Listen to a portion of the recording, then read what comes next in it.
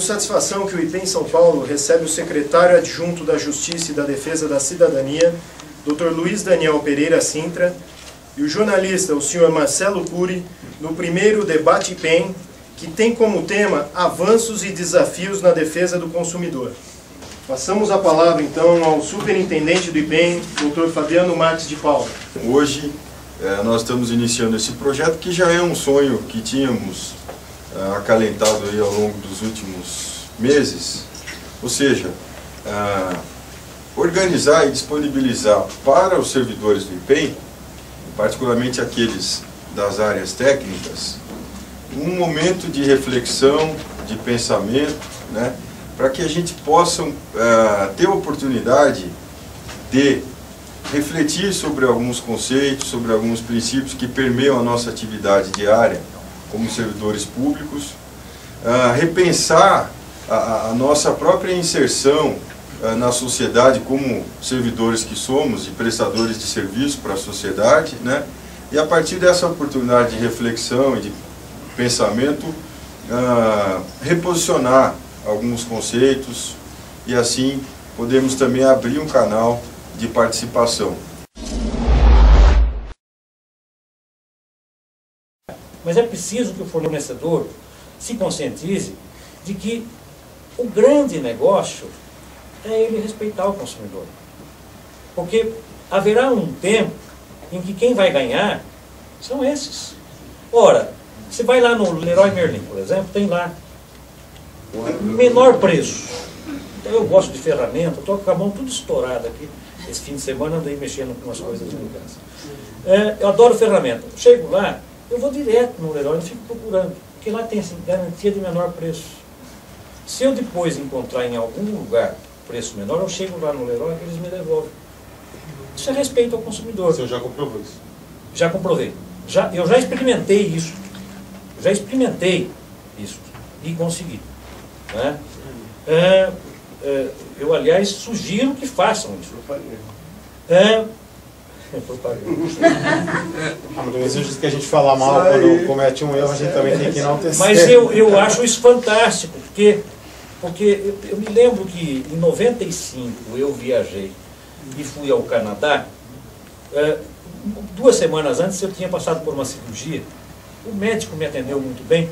Eu falei, vou trazer um presente para ele. Comprei uma raquete de tênis, fiquei sabendo que ele gostava de tênis, qualquer empunhadura, tudo. Comprei a raquete para ele. Dias depois encontrei a mesma raquete num outro lugar, bem mais barato. Puxa vida, mas não é possível. O inglês, assim, porco, né? Não conseguia falar 3 palavras. Aí, por sorte, havia uma colega que falava muito inglês. Eu falei, não, pode ficar sossegado, eu vou lá e resolvo isso. Chegou lá e resolveu. Quando começou com a explicação, escuta, você quer devolver o produto? Quer a diferença, que eu estorne a diferença no cartão?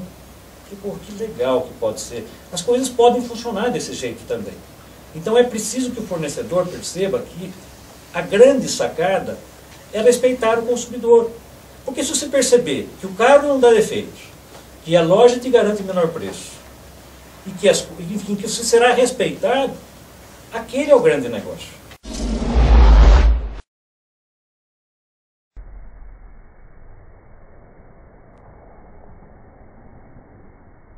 A função do blog justamente é procurar ajudar e fazer esse meio campo, entendeu? Eu mando a reclamação para a assessoria de imprensa, converso com a assessoria e falo, poxa, vê o que vocês podem fazer pelo internauta, eu não exijo nada, porque eu não tenho esse poder de exigir, mas eu falo, o espaço está aberto a vocês, o mesmo espaço que o internauta teve para reclamar, vocês vão ter para responder. E até oriento, acho que fica mais bacana para a empresa, muito mais interessante para a empresa responder, dar uma atenção, mostrar respeito ao consumidor, ao seu cliente, eu acho que fica bacana. E eu também uso toda a informação que é postada no blog, ela já vai automaticamente para o Facebook e também para o Twitter. Eu uso muitas redes sociais, que eu acho que ajudam a divulgar bastante. As empresas vão atrás das reclamações. Eu não me lembro que empresa que aconteceu isso, que ela detectou a minha reclamação e ela mesma tomou a iniciativa, a empresa, de entrar em contato comigo, preocupada com a repercussão que as redes sociais hoje tem, né? Então é uma arma do consumidor. Eu acho que a internet hoje é uma arma que a população tem para poder fazer valer seus direitos, para poder ter uma independência. É a mesma força que tinha os meios de comunicação, rádio, jornal. cai na Jovem Pan, cai numa Folha de São Paulo, na hora eles tomavam uma providência. Só que hoje com a internet você não depende de um meio de comunicação, que a demanda é muito grande, 1000 reclamações por dia deve receber uma Folha. Estou chutando, mas, nossa, uma centena. Então até a sua reclamação ficar visível, na internet é mais fácil. Eu tenho mais de 1000 amigos no Facebook. Eu ponho alguma coisa no Facebook, eles podem espalhar para cada um, tem 1000 amigos também, e vira uma coisa gigantesca na internet, e é independente, né?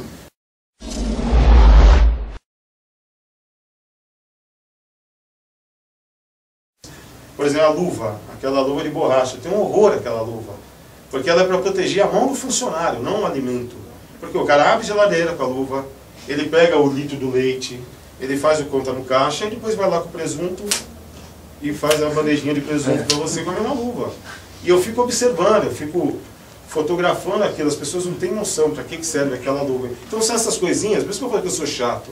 Uma mala sem alça. Porque essas coisinhas, eu fico no pé, eu tenho tempo, eu tenho disponibilidade para ficar em cima. Então eu gosto de fiscalizar essas coisinhas e pegar essas mentirinhas que você vê por aí, lojas, por exemplo, que também criam normas que se sobrepõem ao Código de Defesa do Consumidor. Então a loja é a norma da loja, é a norma da empresa.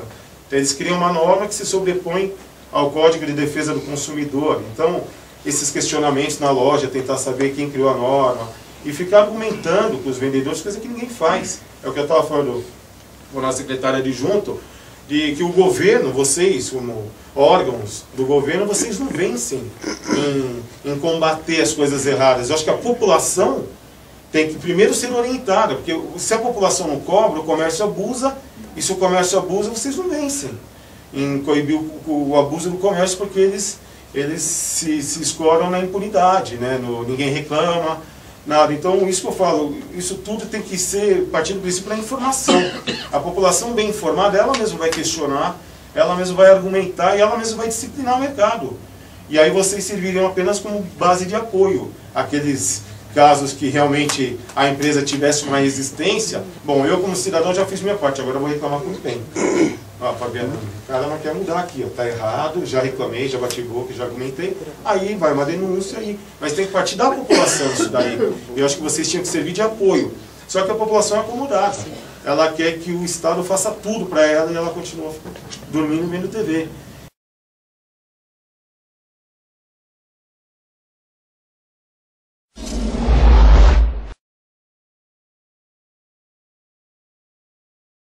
Falando em Código de Defesa do Consumidor, que deixou o consumidor mais informado e o fornecedor de produtos e serviços mais consciente, eu particularmente considero que tinha que ser simplificado. Fiquei pensando nesse fim de semana, o IPEM lançou o IPEM em tiras. Será que o código também não poderia ser transformado numa linguagem mais acessível, da mesma forma que o IPEM em tiras, para atingir uma quantidade maior dos consumidores? Os exemplos se adaptarem aos casos corriqueiros do dia a dia da pessoa, da população. A gente tem como a comunicação consegue fazer isso com o código. Agora, a legislação, a gente não tem como vencer essa dificuldade de tornar o texto mais fácil. Você sabe por quê? Porque na hora que você vai cobrar ao respeito à legislação, as palavras têm que ser precisas. E aí, ouvir não é a mesma coisa que escutar. Enfim, as diferenças começam porque todo mundo começa a explorar isso. Aí você cai naquele texto que é aquele texto chato. É um texto chato. Como é que a gente pode fazer? É lógico que não adianta nada você colocar na imprensa um capítulo por semana. Ninguém vai entender aquilo, né? O que não significa dizer que você não possa fazer um trabalho de comunicação atrás disso, divulgando pelo menos as ideias principais.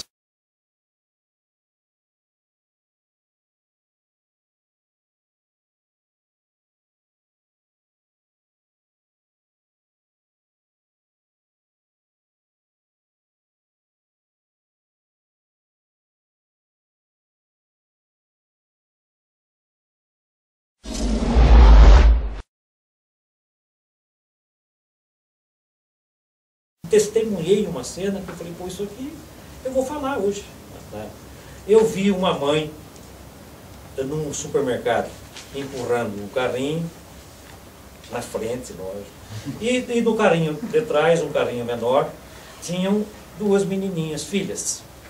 A pequenininha e a maior um pouco, devia ter uns 7 anos, e as duas empurrando também um carrinho. Aí passaram perto daquele balcão frigorífico e a pequenininha pegou assim, e conseguiu catar lá um Danone. E puxou para o carrinho, a maior, que tinha 7 anos, assim, não pode ir pegando assim, você pede para mim, tem que ver se não está com validade vencida. 7 anos de idade.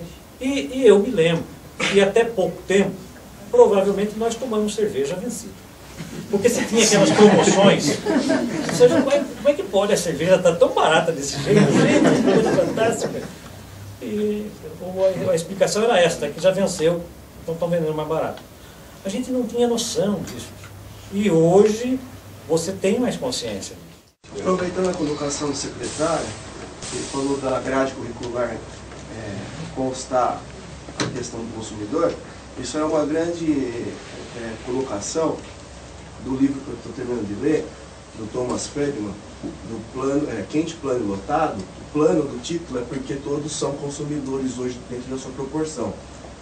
E você, hoje, na educação, tanto na questão do meio ambiente, tudo que se relaciona na coletividade, a educação é o ponto fundamental.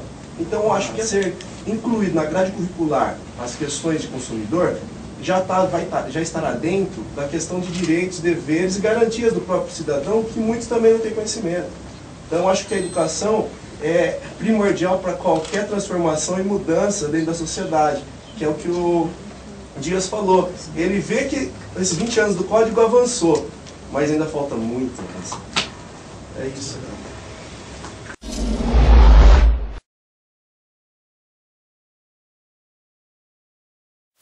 Eu digo o seguinte, há de haver alguma experiência para esta questão, alguma explicação para essa questão da vida. Né? O que é que explica que a gente possa ter nascido um dia, possa viver durante a média que se vive, 80 anos, meu sogro está com 93, e deixar de viver? O que explica isso, o fato de a gente estar aqui nesse momento hoje? Já se puseram aí a tentar explicar isso das formas mais variadas. Alguém até dizendo que a gente vive é para aproveitar a vida. Né? Eu prefiro a explicação de que a gente vive porque é assim, a natureza é assim. Todo mundo, e todo tipo de ser vivo, que um dia viveu para aprimorar, para aperfeiçoar. Nós estamos hoje vivos e a perspectiva é de que a gente possa contribuir para que um dia isto possa ser diferente. E isto vai depender fundamentalmente do que a gente está fazendo hoje. Então, eu sei que sozinho nenhum de nós vai conseguir mudar o mundo. Mas juntos nós conseguimos mudar, fazer qualquer mudança que a gente queira. Né?